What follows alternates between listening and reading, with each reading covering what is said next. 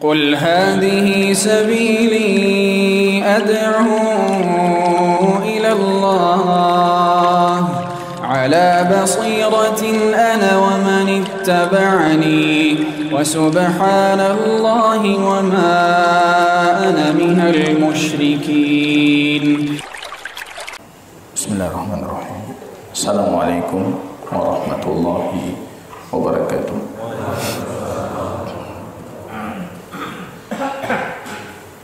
الحمد لله رب العالمين، نحمده ونستعينه ونستغفره ونعوذ بالله من شرور أنفسنا وسيئات أعمالنا، من يهده الله فلا مضل له ومن يضلل فلا هادي له.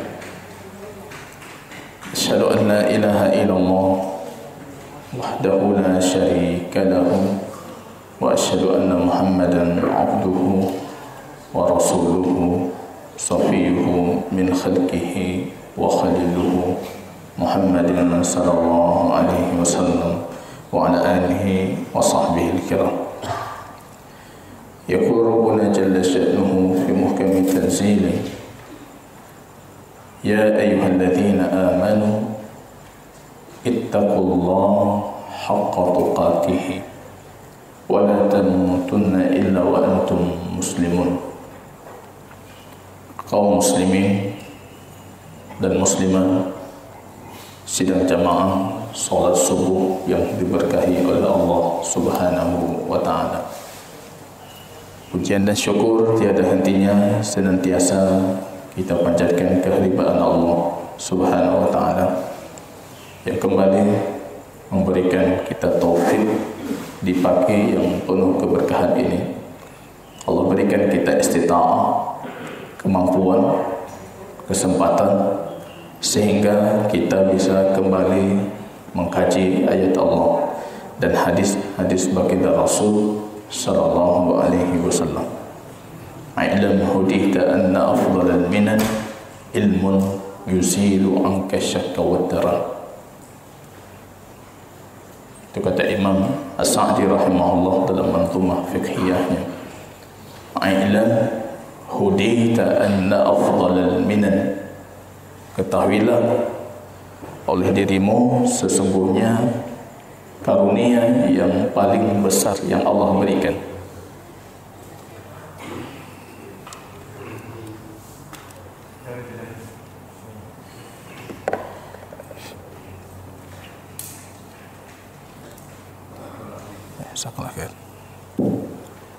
Karunia yang paling besar Allah berikan kepada kita, kata beliau, itu ilmun, ilmu yuzilu anka syak wa darar, yang mampu menghilangkan keraguan dan menghilangkan kotoran di hati kita. Yaitu ilmu an-nafi', ilmu yang bermanfaat, yang menghilangkan kotoran syubhat dan kotoran syahwat di hati kita. Dan ilmu yang bermanfaat itu, kaum muslimin rahimani wa rahimakumullah, ilmu yang kita beribadah kepada Allah dengannya. Kalau kita mendapatkan ilmu bermanfaat itu, maka sungguhnya kita sudah menempuh jalan yang terbaik menuju Allah Subhanahu wa taala. Apalagi kitab-kitab yang kita pelajari ini, itu namanya bulughul maram, tercapainya hasrat, tercapainya tujuan. Ini penting saya sebutkan, karena pembahasan kali ini kita akan berbicara tentang kubur. Jangan nanti ilmunya di mana, pengamalannya seperti apa. Kita mungkin sudah punya gambaran kubur kita nanti seperti apa, akan seperti ini, dibangunnya seperti apa, ditinggikannya seperti apa. Nanti akan kita melihat apakah ilmu yang kita ambil ini ilmu yang bermanfaat, yang akan kita wasiatkan keluarga kita seperti ini, akan kita amalkan untuk diri kita setelah kematian kita seperti ini, ataupun justru ilmu ini hanya sekedar pengetahuan baru bagi kita dan tidak menuntut untuk kita amalkan. Kaum muslimin rahimani wa rahimakumullah. Pembahasan terakhir dari kitab Bulughul Maram kita berbicara tentang tata cara memasukkan mayit ke dalam kubur. Jadi kita di sana menyatakan bisa kita masukkan dari arah kepalanya juga boleh, dari arah kaki juga boleh, dari samping juga boleh. Tapi kalau kita merujuk ke sunnah-sunnah dan praktek para sahabat baginda Rasul, itu lebih baik kita masukkan dari arah kaki dengan memasukkan didahulukan kepala. Jadi disorongnya dari arah kakinya. Ini kaum muslimin rahimani wa rahimakumullah. Kalau kita ibaratkan ini kubur misalnya menghadap kiblat, posisi lahatnya arah kiblat di sini, kita akan menidurkan mayit itu ala janbil aiman, di atas lambung kanannya. Artinya kita akan menjadikan wajahnya menghadap kiblat.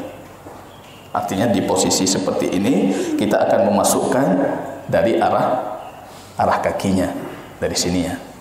Kita masukkan. Kepalanya duluan dimasukkan dari arah kaki. Baik kaum muslimin rahimani wa rahimakumullah. Hari ini seperti yang kita sebutkan pada pertemuan terakhir kemarin, kita akan berbicara tentang hukum-hukum berkaitan dengan kubur. Tentunya pembahasan kubur ini masuk ke dalam pembahasan akidah dari satu sisi, karena awal kesyirikan pun bermula dari kubur. Jadi kalau kita merujuk ke kitab-kitab tauhid dan akidah, pembahasan kubur ini menjadi pembahasan yang sangat banyak disebutkan. Masuk ke dalam pembahasan fikih. Dari sisi ada hukum-hukum fikih yang harus kita ketahui tentang kubur. Dan masuk juga ke dalam pembahasan akhlak dan tazkiyatun nufus. Karena salah satu media yang penting dalam kita menyucikan diri kita kepada Allah dengan ala akthiru min dzikri hadimil ladzat. Ketahuilah oleh kalian, kata baginda Rasul, perbanyaklah mengingat hadimil ladzat, pemutus segala kenikmatan. Tangga pertama dari perjalanan panjang akhirat kita, kubur. Raudhatun min riyadil jannah, kata baginda Rasul.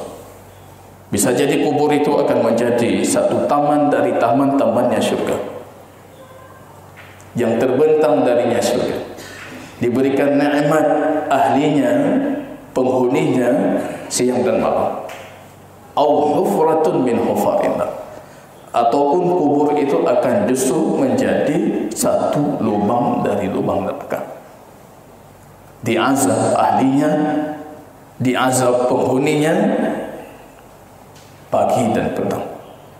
Ghuduw wa asyiyah dalam Al-Quran disebutkan. Nah, itu pilihannya cuma dua. Pilihannya cuma dua, kaum muslimin rahimani wa rahimakumullah. Sehebat apapun kita, sebesar apapun kedudukan, dan sebanyak apapun yang kita miliki, kubur kita ya tetap seperti itu. Kalau bukan hufratun min hufarin nar, kalau bukan lubang neraka, maka kubur itu taman dari taman surga. Tugas kita menghiasinya mulai dari sekarang. Menghiasinya dengan amal kebajikan, dengan ilmu yang bermanfaat, beramal sesuai dengan ilmu, tidak berkata dan tidak berucap, tidak berbuat kecuali berdasarkan ilmu. Kita yang menghiasinya. Nanti kita akan melihat hasilnya. Dalam kubur disebutkan dalam banyak Al-Quran, ketika itu ada kesempatan Allah kembalikan ruh, dan ruh-ruh itu berangan-angan supaya dikembalikan lagi ke dunia untuk beramal saleh. Amal saleh yang paling diinginkan oleh penghuni kubur itu sedekah. Kalau kita merujuk ke dalam Al-Quran, sedekah. Amal saleh yang paling dirindukan oleh penghuni kubur itu sedekah. Di jamaah kaum muslimin rahimani wa rahimakumullah, dalam hadis Imam Tirmidzi, hadisnya untuk tarhib dan targhib, walaupun banyak para ulama yang mendhaifkan hadisnya, kubur itu akan memanggil dengan panggilan-panggilan, ana baitul wahdah, ana baitul ghurbah, ana baitul dud, ana baitul turab. Saya rumah kesepian, saya rumah keasingan, saya rumah sendiri, sepi di sana, saya rumah tanah, saya rumah dari caci, dan saya rumah-rumah dari kegelapan. Ataupun dia memanggil dengan panggilan kasih sayang, panggilan keselamatan, salam-salam kebahagiaan untuk mereka orang-orang mukmin yang saleh. Jadi kita yang menghiasinya jamaah kaum muslimin rahimani wa rahimakumullah. Kita mau perhatikan beberapa hadis, ada 3 hadis yang akan kita coba perhatikan, dan kita mengupas dari 3 hadis ini beberapa hukum baik dari sisi akidah ataupun dari sisi fikih berkaitan dengan kubur. Hadis pertama, hadis Sa'ad ibnu Abi Waqqas, sahabat baginda Rasul sallallahu alaihi wasallam, Sa'ad ibnu Abi Waqqas. Beliau mengatakan, al-hidu li lahdan, atau bisa kita membacanya ilhadu li lahdan. Al-hidu li lahdan. Beliau berwasiat di sini. Maka saya pernah sering menyebutkan, ada anjuran kita berwasiat untuk diamalkan prosesi kematian kita, jenazah kita, dan kubur kita itu sesuai sunnah. Kalau kita sudah paham ini hadis baginda Rasul, seharusnya seperti ini memandikan, seperti ini dikafankan, seperti ini dikuburkan, kuburannya seperti ini. Kita berwasiat, karena kita tidak tahu setelah kematian kita seperti apa yang akan dilakukan kepada kita. Coba bayangkan seorang ustaz yang Masya Allah mengajarkan sunnah tentang kubur, tentang tajhiz janaiz, tapi tanpa wasiat. Ketika beliau wafat, untuk kuburnya sendiri itu akan dilakukan oleh orang lain sesuai kehendak mereka. Wasiat Sa'ad di sini ini sama seperti wasiat Ustaz Muslim kemarin, mendatangi penggali kubur, kemudian mewasiat, nanti kalau kuburan saya itu lahad, jangan syam. Itu wasiat Sa'ad. Kuburan saya al-lahad, jangan syam. Coba kita perhatikan apa wasiat dari Sa'ad bin Abi Waqqas. Beliau mengatakan kepada keluarganya, orang-orang terdekat dengan Sa'ad bin Abi Waqqas.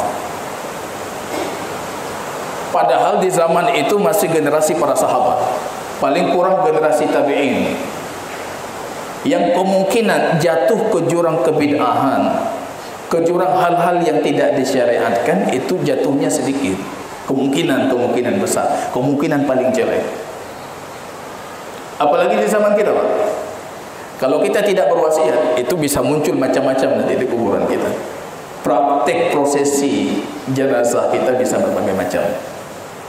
Di zaman Sa'ad butuh wasiat, apalagi di zaman kita itu.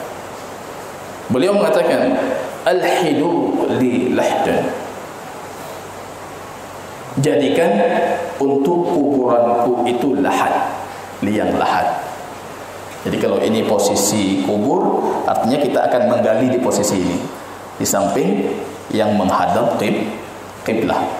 Nanti kita masukkan dari kaki, sebagaimana hadis yang lalu, kepala disorong dari kaki, kemudian baru ditidurkan ala janbi aiman, di atas lambung kanan. Orang sakit juga seperti itu sunnahnya. Kita tidur malam pun seperti itu sunnahnya. Bagi orang yang masih hidup, tidur malam itu sudah dibuktikan secara medis, tidur di atas lambung kanan itu lebih baik dibandingkan tidur dalam kondisi lainnya. Orang sakit seperti itu sunnahnya juga, dan orang meninggal pun seperti itu. Baik dalam prosesi, ya, ketika disalatkan, sunnahnya seperti itu. Kalau tidak mungkin, baru kita telentangkan. Masukkan ke dalam kubur juga seperti itu. sehingga pipi kanannya ini pipi yang langsung bersentuhan langsung dengan tanah. Makanya nanti ketika prosesi kafannya pernah kita uraikan, kita mengikatnya di bagian kirinya, jangan di bagian kanannya. Jadi ikatan simpulannya itu di bagian kiri. Ketika kita masukkan ke dalam kubur, dia akan kita tidurkan di atas lambung kanan sehingga simpulannya itu bisa kita lepaskan. Walaupun boleh tidak kita lepaskan. Kalau kita lepaskan itu sesuai dengan athar dari Umar bin Khattab radhiyallahu taala anhu. Wasiat Umar juga. Umar mewasiatkan, kalau kalian masukkan jasadku ke dalam kubur, jadikan pipi kananku bersentuhan dengan tanah. Masukkan pipi kanannya itu langsung bersentuhan dengan tanah. Itu wasiat Umar. Artinya beliau tidak mewasiat kecuali hal-hal yang bernilai ibadah di sisi Allah. Kalau bernilai ibadah, ini artinya beliau memiliki petunjuk dan ilmu dari baginda Rasul sallallahu alaihi wasallam. Sampai ke situnya Umar berwasiat, masukkan aku ke dalam kubur, ke dalam lahat, dan buka. Umar meminta untuk dibuka kain kafannya. Ini di antara sunnah, membuka kain kafan di dalam lahat, supaya pipinya ini yang terbuat dari tanah itu bersentuhan langsung dengan tanah. Jadi posisinya di sini kita menggali lahat. Itu lahat. Cara yang kedua yang pernah kita uraikan, asyaq, digali di tengah kuburan. Jadi mayatnya langsung dimasukkan ke dalam asyaq, galian yang di tengah kuburan. Ini kuburan, ini digali. Atau digali di samping. Ini namanya al-lahat. Dalam hadis Imam Tirmidzi, Ibnu Majah, An-Nasa'i, baginda Rasul mengatakan al-lahdu lana. Lahat itu prosesi jenazah kita. Wasyaqu li ghairina, tapi syak itu bukan petunjuk dari kami. Kalau itu tegas sekali, seolah-olah itu punya orang lain, bukan punya kita. Ada mutasyabbuh, itu min maqasid atau min ahammi maqasid syariah. Di antara poin penting dari tujuan kita bersyariah, kita tidak menyerupai orang selain kita. Asyaq li ghairina, kata baginda Rasul. Yang di tengah itu, yang digali di tengah, itu bukan petunjuk kami, bukan cara kami, itu cara orang lain. Walaupun kenyataannya kita di sini lebih banyak syak, kata. Hampir mayoritas prosesi jenazah kita itu syak, bukan lahat. Dalam kondisi tertentu para ulama membolehkan kalau sekiranya tanah itu tanah yang gembur, yang tidak padat, dikhawatirkan nanti kalau secara lahat akan jatuh tanahnya langsung kepada si mayit, maka dalam kondisi seperti itu asyaq lebih baik. Ijma' kata Imam Nawawi, syak boleh, al-lahdu boleh. Tapi kalau berbicara mana yang lebih baik, al-lahad, dalam kondisi bukan darurat, tidak ada kebutuhan kita melakukan syak. Kalau melihat fenomena banyak yang syak dibandingkan lahat, artinya di sini kita tertuntut untuk berbuat wasiat. Seperti wasiat Sa'ad Muslimin.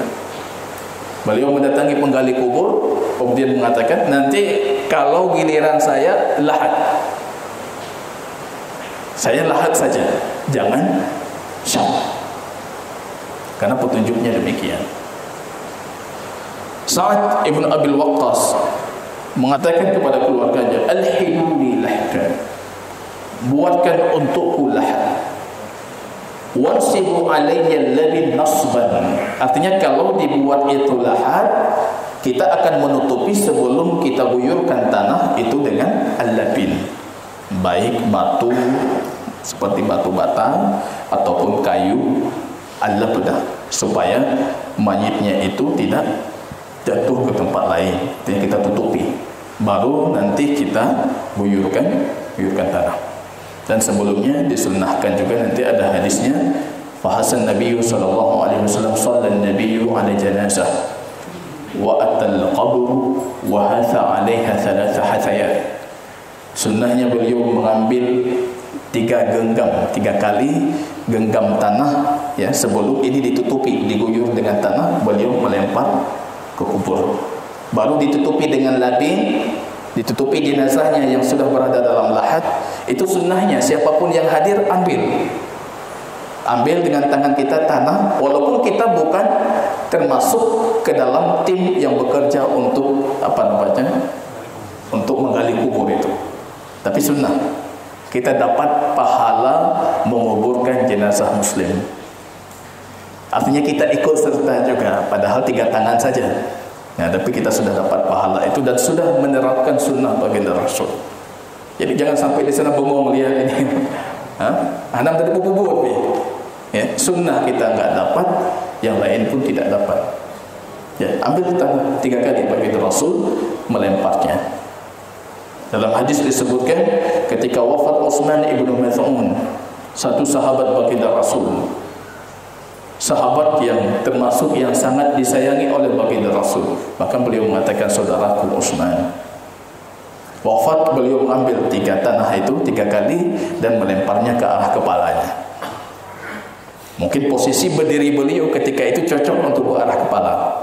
Setidaknya kita termasuk yang mengambil tanah dan melempar ke dalam kubur saudara kita muslim untuk mendapatkan kesempurnaan pahala. Sa'ad ibn Abi Waqqas mengatakan, qala alhidu li lahdan, jadikan untukku liang lahat, wansibu alayya labina nasban, kemudian tutupi liang lahatku itu dengan labinah, kayu ataupun apapun ya, yang kuat yang bisa menahan jenazah. Kama suni'a bi Rasulillah sallallahu alaihi wasallam, karena itu yang dilakukan untuk baginda Rasul. Di sini dapat nilai lebihnya. Kalau hadis tadi al-lahdu lana wa syaqqu li ghairina, lahat itu tradisi kami. Kalau syak itu bukan punya kami, itu hadisnya disebutkan dalam Sunan At-Tirmidzi, Abu Dawud, Ibnu Majah, tapi kategori hadisnya lemah. Maka itu yang menjadikan al-lahdu itu bukan wajib. Tapi setidaknya kita mengatakan Rasul sallallahu alaihi wasallam itu liang kuburnya itu lahat, bukan syak. Ketika saya mewasiatkan untuk kuburan saya liangnya lahat, itu artinya saya berwasiat seperti yang dilakukan untuk baginda Rasul. Kan ini bukan sunnah baginda Rasul, Rasul sudah wafat. Tapi kita tahu Allah Subhanahu wa taala tidak mungkin memilih memberikan taufik untuk para sahabat baginda Rasul kecuali untuk yang terbaik. Itu taufik dari Allah. Makanya kalau kita kupas itu bagaimana proses wafatnya baginda Rasul. Kenapa sampai lama sekali prosesi jenazah baginda Rasul? Hampir 3 hari itu. Salatnya yang lama, proses memandikannya lama. Mereka khilaf, berselisih. Ini bagaimana kita mandikan baginda Rasul? Kita buka bajunya, kita telanjangkan, tidak. Akhirnya mereka mendapatkan taufik, jangan ditelanjangkan. Dalam riwayat yang sahih, mereka mendengar suara Rasul itu dimandikan dengan menggunakan pakaiannya. Khilaf, mereka menunggu itu sampai ketiduran. Kemudian ketika mau dikuburkan, mereka berselisih lagi. Ini syak untuk baginda Rasul ataupun lahat? Kita buat liang lahat ataupun kita syak? Mereka selalu berupaya untuk yang terbaik kepada baginda Rasul sallallahu alaihi wasallam. Tentunya akhirnya apa? Akhirnya Rasul dipilih oleh para sahabatnya dengan taufik Allah lahat. Dari sini ini menjadikan lahat itu anjuran yang disyariatkan. Jangan kita mengatakan ini bukan perbuatan Rasul, kan Rasul dilakukan kepadanya, bukan beliau yang melakukan. Tapi Allah tidak mungkin memberikan taufik untuk para sahabat baginda Rasul kecuali untuk yang terbaik. Atas dasar itu saat berwasiat, nanti kuburku itu coba dibuat liang lahat, jangan kuburku itu disyak. Ini sudah bisa nulis wasiat kita ini, mengingat kondisi mayoritas kuburan di sekitar kita itu dilakukan secara syak. Kita coba menerapkan sunnah itu dengan cara al-lahad. Karena seperti itu kubur baginda Rasul sallallahu alaihi wasallam. Pada jauh pertemuan sebelumnya, seorang muslim menyebutkan banyak sekali kenapa lebih dipilih al-lahad. Setidaknya lahad itu tidak akan menimpakan tanah langsung kepada si mayit. Bentuk ikram kita, bentuk pemuliaan kita. Saya selalu mengulangi ketika berbicara tentang pembahasan jenazah. Jenazah muslim itu prosesinya paling terhormat dari seluruh ritual jenazah seluruh di dunia. Paling terhormat, paling mulia. Dimuliakan dalam kondisi hidup dan dimuliakan dalam kondisi mati. Mulia sekali kita. Jangan kita sakiti. Dalam hadis yang Rasul mengatakan, menyakiti jenazah itu sama seperti menyakiti dalam kondisi hidup. Tidak boleh kita menyakitinya. Memuliakan dengan sebaik mungkin. Kalau dengan cara lahad, kalau tanahnya itu bukan tanah gembur, dimasukkan secara lahad, ini artinya kita tidak akan menimpakan tanah langsung ke tubuhnya si mayit. Tapi kalau cara syak, itu tanah langsung ke tubuhnya si mayit. Sudah tutup, tapi tanahnya kan ke atasnya langsung. Bentuk pemuliaan. Bentuk pemuliaan. Kalau saya pernah mengisahkan itu, pernah saya lihat satu ritual jenazah pengkuburan dari agama lain di YouTube. Saya lihat sudah dikuburkan, dimasukkan tanah, kemudian semua yang hadir wajib menginjak, loncat-loncat sambil diiringi musik, dihidupkan musik, injak-injak. Masya Allah, saya merasa Masya Allah agama kita itu bagaimana memuliakan kita. Bukan agama yang butuh kita, kita yang butuh agama kita. Ya, kita berpikir agama itu butuh kita. Enggak butuh kita. Kalau bukan kita, Allah pilih orang lain. Gampang sekali bagi Allah. Kalau bukan saya, bukan Anda yang menegakkan agama ini, Allah pilih orang lain. Allah tidak butuh kita. Kita yang butuh agama itu. Ketika melihat fenomena itu, Masya Allah, bagaimana Islam memuliakan kita. Salah lil mayyit, kata Syekh Albani di kitab Janaiznya. Prosesi jenazah Islam itu baik untuk si mayit, baik untuk keluarga si mayit, dan berpahala untuk kaum muslimin. Untuk si mayit itu yang terbaik. Kalau Anda ubah sedikit, Anda cari cara lain, bukan cara syariah, sebenarnya Anda sudah membuat keburukan untuk si mayit. Kalau keluar dari syariah, itu keburukan untuk keluarga si mayit. Keburukan untuk keluarga si mayit. Dan kaum muslimin tidak mendapatkan pahala. Kebaikan untuk si mayit, kebaikan untuk keluarga si mayit, kemudian pahala untuk kaum muslimin. Keluar sedikit dari syariah, keburukan untuk si mayit, keburukan untuk keluarga si mayit. Keluarganya berat, lagi luar biasa, muncul masalah, muncul ini. Selesai prosesi jenazah, tidak mudah, jatuh ke dalam keburukan. Padahal seharusnya kita meninggalkan keluarga kita itu dalam kondisi kuat. Anak-anak yang kita tinggalkan di belakang kita dalam kondisi kuat, kuat finansialnya, kuat macam-macam. Setelah prosesi jenazah kita yang ada utang tidak di mana-mana, bukan kebaikan. Kalau sesuai syariah, harusnya itu menjadi kebaikan bagi si mayit, kebaikan bagi keluarga si mayit, dan kebaikan bagi kaum muslimin. Dengan kaum muslimin mendapatkan banyak pahala selama prosesi jenazah itu dilakukan. Makanya pentingnya kita kembali lagi sesuai dengan petunjuk baginda Rasul sallallahu alaihi wasallam. Walil Baihaqi, dan dalam riwayat Imam Al-Baihaqi, an Jabir nahwahu, dari Jabir Abdullah, hadisnya redaksinya hampir sama seperti yang kita bacakan, yaitu baginda Rasul sallallahu alaihi wasallam kuburannya itu berbentuk liang lahat, bukan syam. Wa rufi'a qabruhu anil ardi qadra shibrin. Beliau diangkat kuburnya dari tanah itu setinggi 1 jengkal. Shibrin itu satu jengkal dengan kita regangkan jari. Jadi kalau satu jengkal kita rapatkan, ini pendek. Kita renggangkan, itu shibrin. Kita renggangkan. Maksudnya ini shibrin, lebih kurang seperti itu. Pas sekali mana ada ini. Lebih kurang seperti itu. Kata shibrin. Shibrin orang dewasa, satu jengkal orang dewasa yang punya ukuran tangan yang normal. Begitu kuburan baginda Rasul sallallahu alaihi wasallam. Para tabi'in, para sahabat masih meriwayatkan tentang kubur baginda Rasul seperti itu. Tinggi dari posisi tanah cuma satu jengkal, dengan tidak ada tambahan tanah lain. Menambah tanah lain ke tanah kuburan itu sama seperti kategori masuk ke dalam hukum membangun kuburan. Untuk membangun kuburan, Pak. Belum digali karena sabuh truk tanah kakek itu sudah menyelisihi praktek baginda Rasul. Justru tanah yang dikeluarkan itulah yang tanah dijadikan tanah kuburannya. Ditinggikan, jangan diratakan, jangan ditinggikan sekali. Ali itu punya wasiat,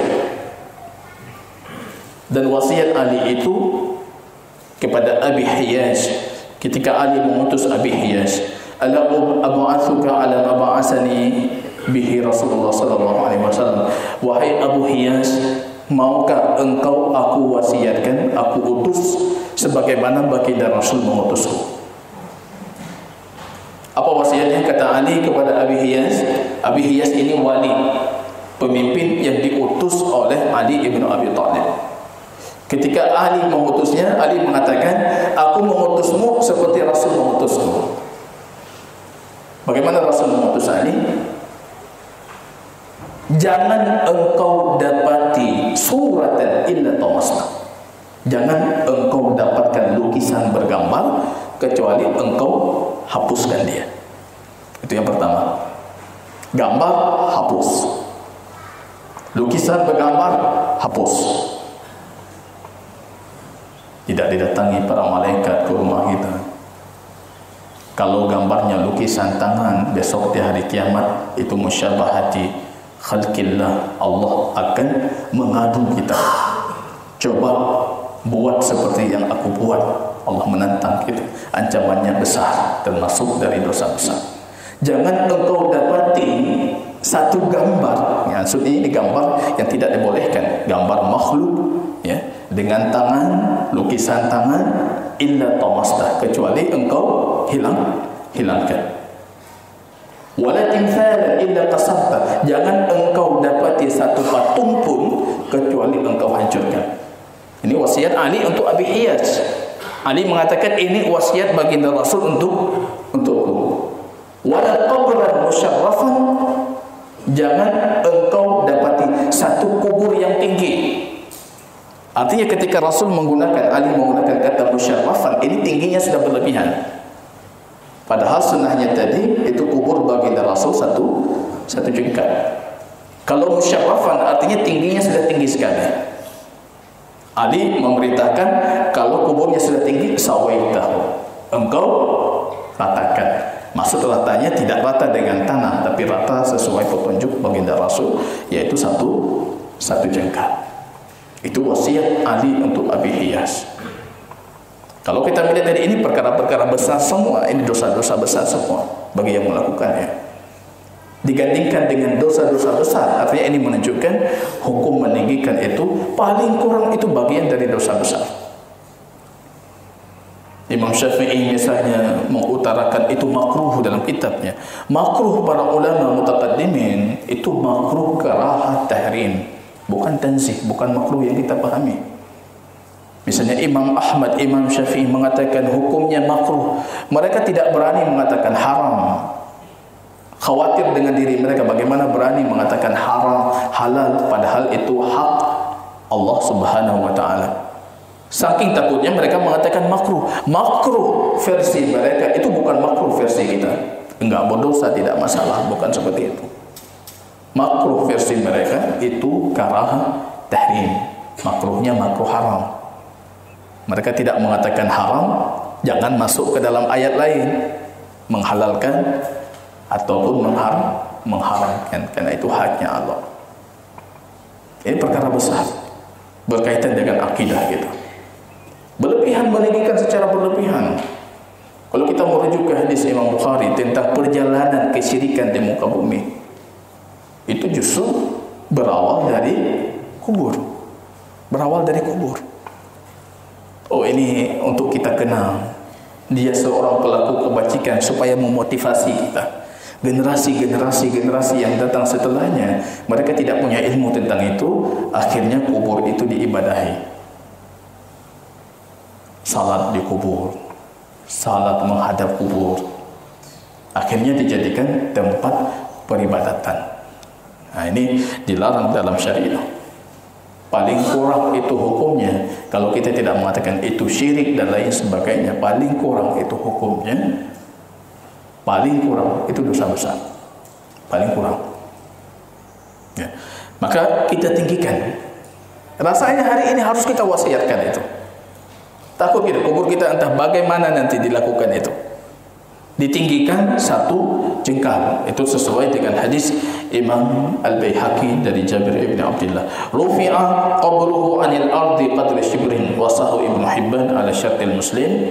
Ini Imam Ibnu Hibban mensahihkan hadis ini sesuai dengan syarat sahih hadis Imam Muslim. Jadi ada hadis sahih Imam Muslim, ada hadis sahih sesuai syarat Imam Muslim. Sesuai syarat Imam Muslim, ini dakwaan para perawi hadis lain Imam Muslim. Mereka melihat Imam Muslim syaratnya seperti ini, hadis ini sesuai dengan syarat Imam Muslim. Tapi pertanyaannya, hadis ini tidak disebutkan oleh Imam Muslim. Artinya Imam Muslim punya ilmu lebih. Kenapa hadis ini tidak disebutkan? Mungkin ada masalah, ada apa.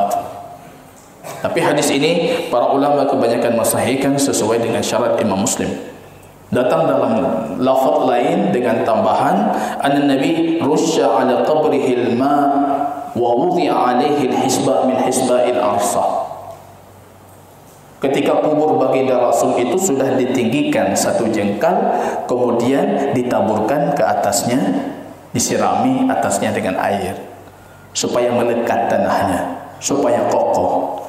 Kalau tidak dilakukan demikian, nanti tiba-tiba datang hujan, datang ini itu, tanah itu akan diratakan.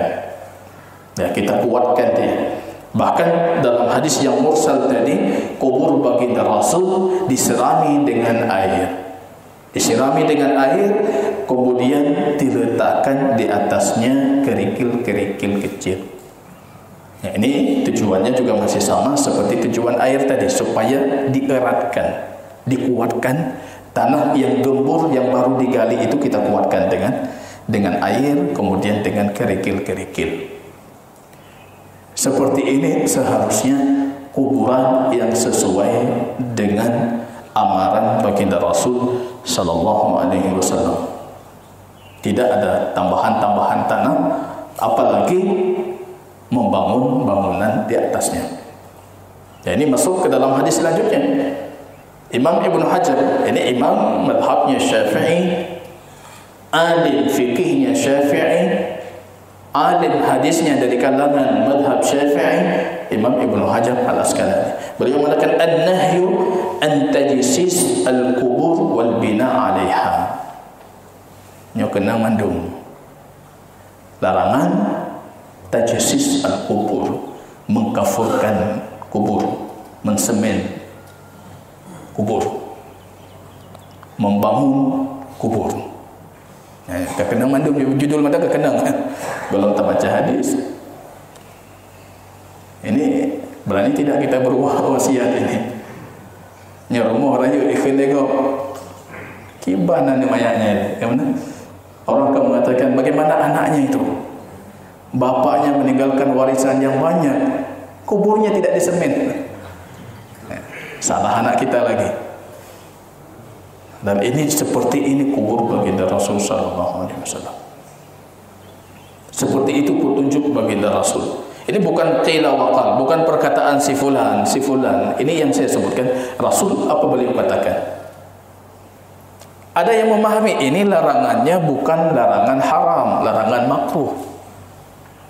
Ya, ini sangat terlalu sekali kalau kita mengatakan ini larangannya makruh. Bahkan hampir kita dapatkan itu ijma, nukilan ijma para ulama tentang pengharaman ini. Tapi banyak yang di luar mengatakan itu makruh. Setidaknya walaupun makruh, misalnya makruh sekali, makruh kita tinggalkan. Tidak sedikit pun ada nilai ibadah di situ.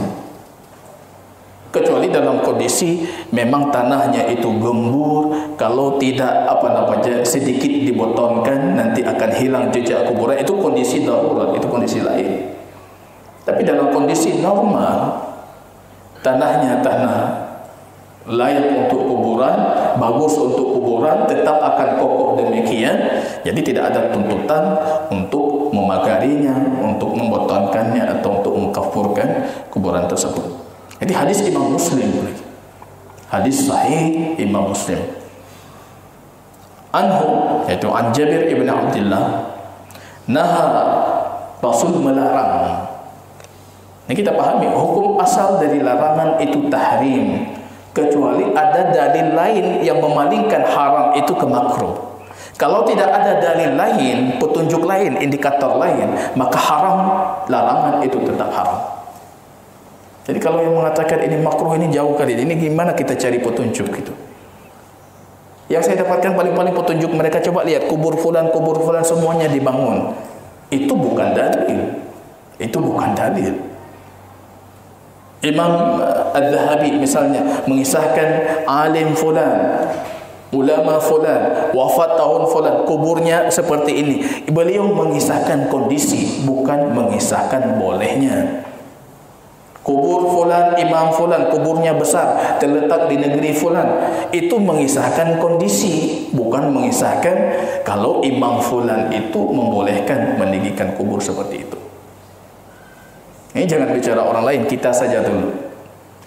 Berani tidak kita berwasiat demikian? Rumah Haji Lahir tapi punya kubur tetap sama kita. Seperti kubur para sahabat baginda Rasul hari ini di tanah Baqi'. Kubur-kubur orang terhormat seperti itu. Seperti itu. Kubur itu bukan darul baqa, bukan tempat keabadian. Kubur itu awal dari tempat az-zawal. Ini awal dari prosesi kehilangan. Ini bukan untuk fana, bukan untuk abadi, tapi untuk fana. Kubur itu awal dari kefanaan. Kalau kita bangun-bangun megah-megah luar biasa, ini artinya seolah-olah kita sedang memakmurkan kubur untuk keabadian. Padahal kubur itu pertanda daripada kefanaan. Wasiat. Kalau sudah masuk ke dalam kubur, jangan harapkan lain. Jangan harapkan lain. Yang kita harapkan paling kurang jenazah kita, kubur kita tidak membuat dosa kepada kita. Paling kurang itu. Kalau tidak mengharapkan mendatangkan pahala untuk kita. Paling kurang, jangan sampai kita berdosa dengan kubur kita. Manfaatnya banyak itu. Ada satu daerah menyampaikan ke saya, ini tanah kuburan kami sudah sempit. Ketika kita lihat, rupanya bangunannya yang banyak gitu. Ya, Banda Aceh sekarang sudah mulai krisis itu. Daerah-daerah tertentu sudah krisis tempat pemakaman umum. Sudah krisis. Oh, enggak ada tempat lagi Ustaz. Boleh tidak kami membawa jenazah kami jauh? Kemana tempatnya? Habisnya untuk bangunan-bangunan ini. Kalau sekiranya kita terapkan ini justru akan lebih menghemat tempat. Belum berbicara kita sudah menutupi celah-celah kesyirikan, celah-celah kemungkaran. Kita sudah menyelisihi petunjuk yang diajarkan oleh baginda Rasul sallallahu alaihi wasallam. Itu paling kurangnya. Ini sekarang sudah mulai dikeluhkan. Harga tanah luar biasa di Banda Aceh sekarang, Bapak.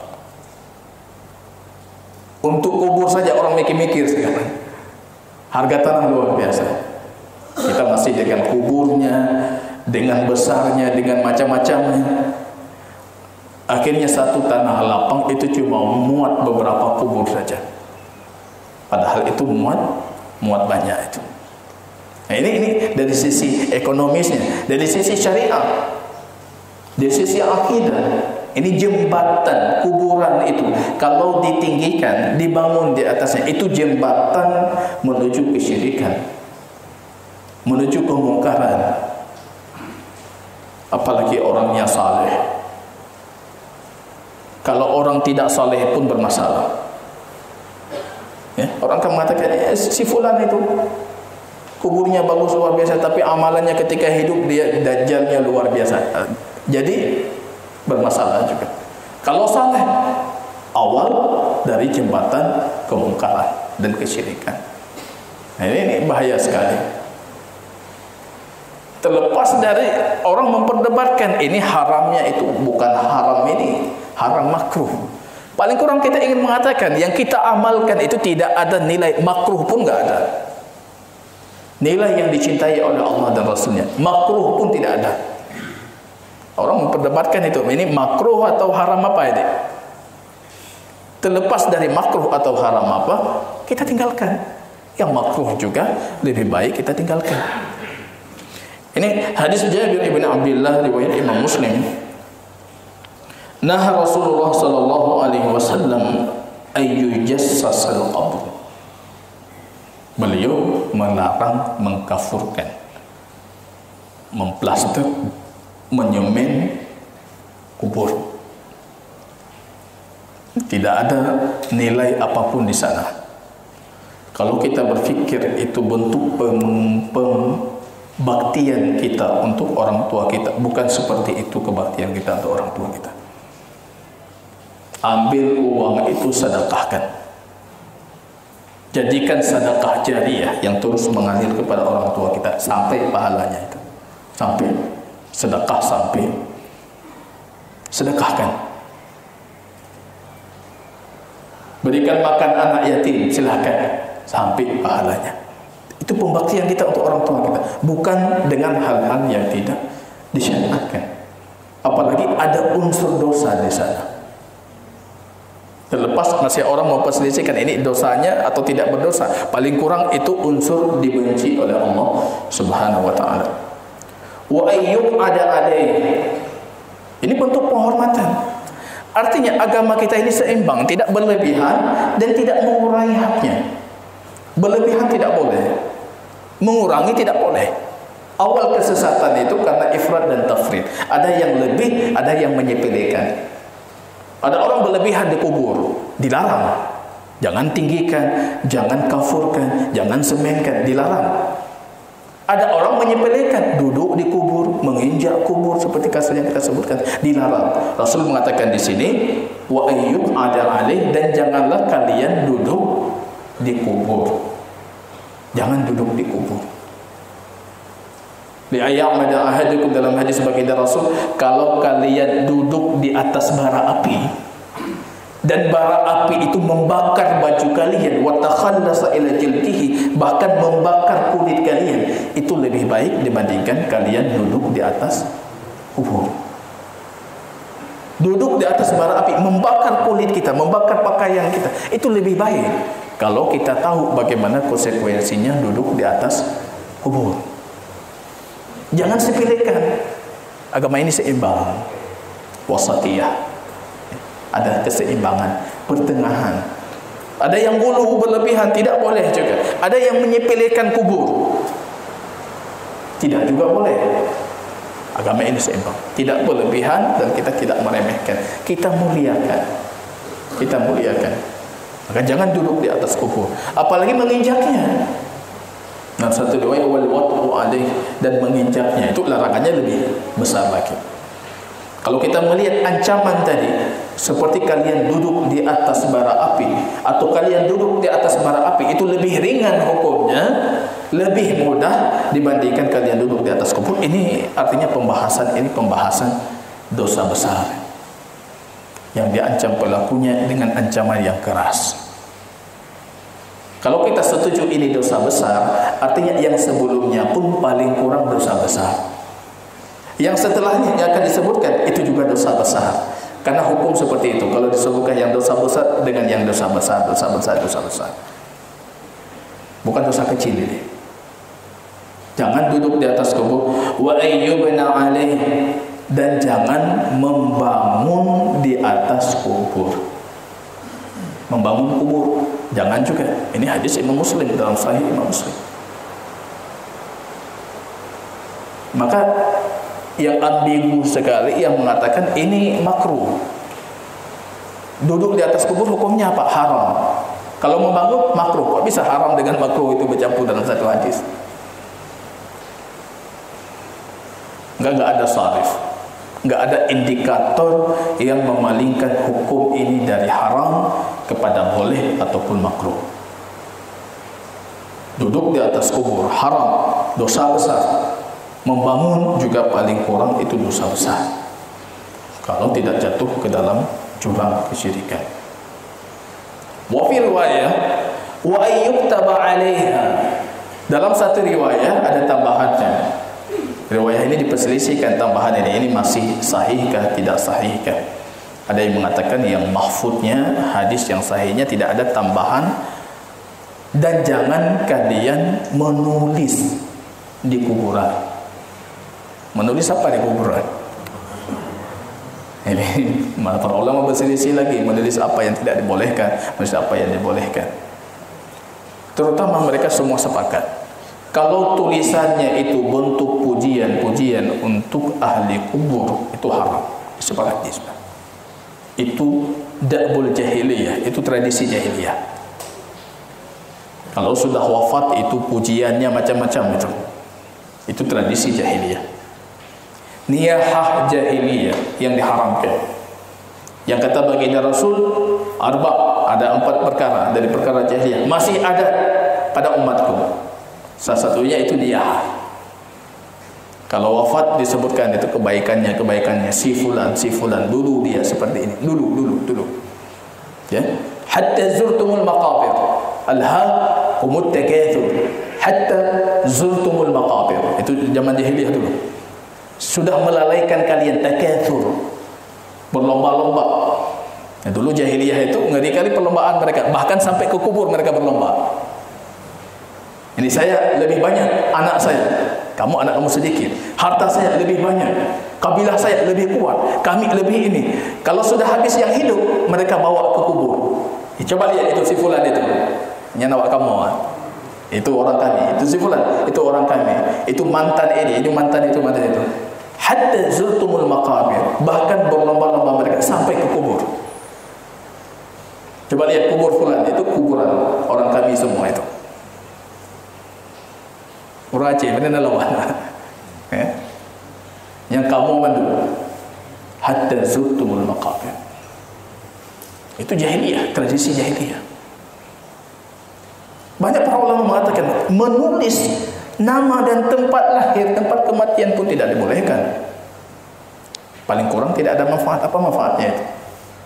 Ada yang mengatakan manfaatnya supaya kita kenal. Ada dalam hadis baginda Rasul ketika wafatnya Utsman ibn Maz'un, beliau mengambil satu batu besar meletakkan di arah kepalanya. Batu diletakkan di arah kepala sebagai pertanda. Beliau mengatakan, "Ata'allam qabr akhi," supaya aku tahu ini kubur saudaraku. Dan aku kuburkan dekatnya saudaranya. Ini yang menjadikan alasan banyak para ulama kontemporer mengatakan kalau cuma sebatas menulis nama, tempat, tanggal lahir itu boleh dengan acuan sebagai pertanda. Nanti kubur ini akan kita kuburkan di sampingnya famili-familinya, seperti Rasul lakukan kepada Utsman ibn Maz'un. Jadi kalau saya rasa masalah penulisan itu masalah khilafiyah, masih diperselisihkan. Kalau cuma sebatas untuk menunjukkan identitas, tapi secara umum dilarang kita menulis. Lebih baik tinggalkan. Lebih baik tinggalkan. Tidak disyariatkan. Dan bukan seperti itu caranya untuk kita mengenali kuburan. Itu baginda Rasul melarang. Jadi ada 3 larangan dalam hadis ini. Larangan yang pertama itu larangan tajassis al-qubur, mensemenkan kubur, mengkafurkan kubur, memberikan warna kubur. Termasuk dari hal tajassis itu, ya, orang Arab punya tradisi tajassis itu melapiskan kubur. Kalau kita sekarang ya tergantung kondisi finansial kita, ada yang melapiskan keramik, ada yang melapiskan marmer dan lain sebagainya. Itu masuk ke dalam tajassis. Wa ayyub ada alaih, dan dilarang kita duduk di atas kuburan. Dilarang duduk di atas kuburan. Wa ayyubna alaih, dan dilarang kita membangun di atas kuburan. Tambahan lagi satu riwayat masih diperselisihkan, dilarang menulis. Menulis. Para ulama ini banyak sekali penjabaran mereka tentang menulis. Bahkan menulis di pintu masuk gerbang tempat pemakaman umum pun seharusnya masuk ke dalam larangan. Ya, menulis ayat Al-Quran itu bukan pada tempatnya. Tulis ayat, tulis bismillah di batu nisan, tulis ini, itu bukan pada tempatnya. Justru kita khawatir itu menodai kesucian dari ayat-ayat Allah. Tulis ayat Al-Quran, apalagi ayatnya punya indikasi yang mengarahkan tazkiyatun nufus, menyucikan orang mayit, penghuni kuburnya. Ayatnya tentang amal kebaikan, seolah-olah orang yang membacanya ini penghuni kuburnya, ini orang yang hidup dalam kebaikan. Itu bukan pada tempatnya, bukan di situ tempatnya. Ataupun menulis di ketika masuk pintu gerbang tempat pemakaman umum, kita menulis doa ziarah kubur. Itu bukan pada tempatnya. Doa di sini tempatnya. Masuk ke sana Anda sudah bisa berdoa. Ya, demikian kaum muslimin rahimani wa rahimakumullah. Tentunya larangan ini punya kemaslahatan besar dalam syariah kita. Yang menariknya, coba lihat itu sampai akhir hayat baginda Rasul, menjelang wafatnya baginda Rasul, wasiat beliau untuk umatnya masih berkaitan tentang kubur itu. Beliau dalam kondisi sakit-sakitan, rupanya Ummu Salamah itu yang pernah hijrah ke Habasyah, Ethiopia sekarang, bercerita, di Ethiopia kami melihat itu bangunan-bangunan, rumah-rumah ibadah, gereja-gereja didirikan di atas kubur-kubur orang saleh. Rasul itu sedang sakit, beliau bangkit. Ulaika syirarul khalq, mereka makhluk paling buruk. Mereka makhluk paling buruk, kata baginda. Beliau bangkit. Ulaika syirarul khalq, mereka makhluk paling buruk. Mereka makhluk paling buruk. Kalau wafat orang saleh dari mereka, mereka membangun di atas kubur orang-orang saleh mereka itu masjid-masjid, maksudnya tempat ibadah. Itu makhluk paling buruk, yang tidak mengetahui hak Tuhannya, tidak mengetahui statusnya sebagai hamba Tuhan. Itu makhluk paling buruk. Itu wasiat terakhir baginda Rasul menjelang akhir hayatnya. Karena ini masalah besar. Wasilah kepada kesyirikan. Wasilah kepada kesyirikan. Wallahu ta'ala a'lam bishawab. Kita cukupkan di sini majelis kita. Barakallahu fikum. Subhanakallahumma bihamdika asyhadu an la ilaha illa anta astaghfiruka